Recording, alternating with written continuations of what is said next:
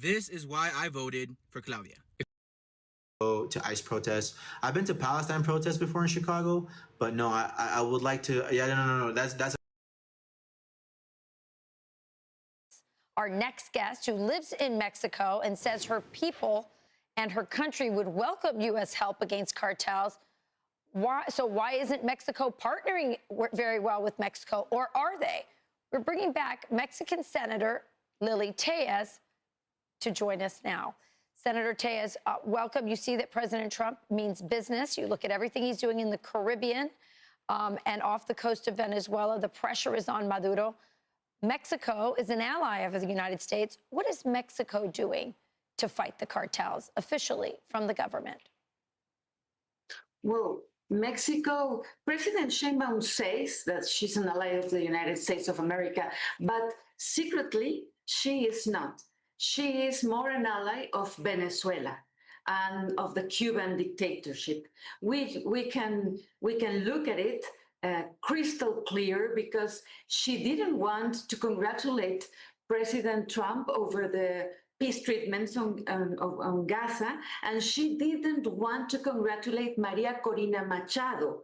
She didn't want to comment anything about it because she backs up the Venezuela's regime. So the Mexican government is very worried about the United States trying to get to the Venezuelan cartels. And we Mexicans are very worried about this from Claudia Sheinbaum. She just said that she's not going to the America Summit precisely because Venezuela, Cuba, and Nicaragua, these dictatorships were not invited. So she's not going because they are not invited. That's crystal clear that she backs Venezuela, Cuba, and Nicaragua. She's a leftist.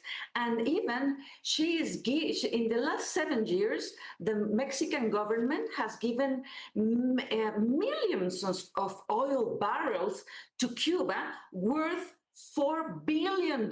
So the Cuban dictatorship is alive because of the Mexican help.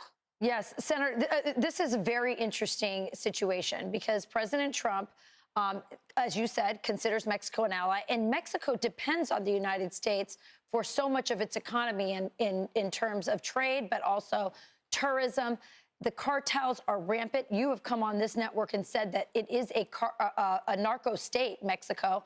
Recently, there was a natural disaster, and the cartels were the ones giving aid out to the Mexican people instead of the Mexican government. They were responding quicker and better. Is that correct?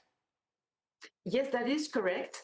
You know, the Mexican government is so corrupt that they robbed money for this kind of natural disasters to help people, and now they're trying to do something about it. But this is very interesting. When President Sheinbaum was asked about the cartels giving help to the people, she didn't want to say anything about it. Yeah. This is incredible.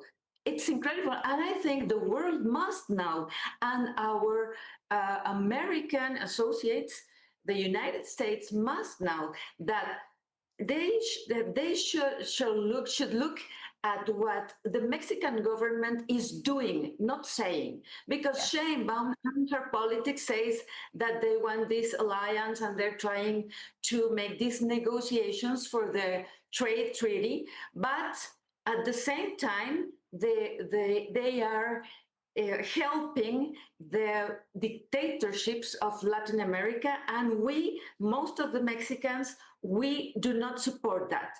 Yes. Let's be clear.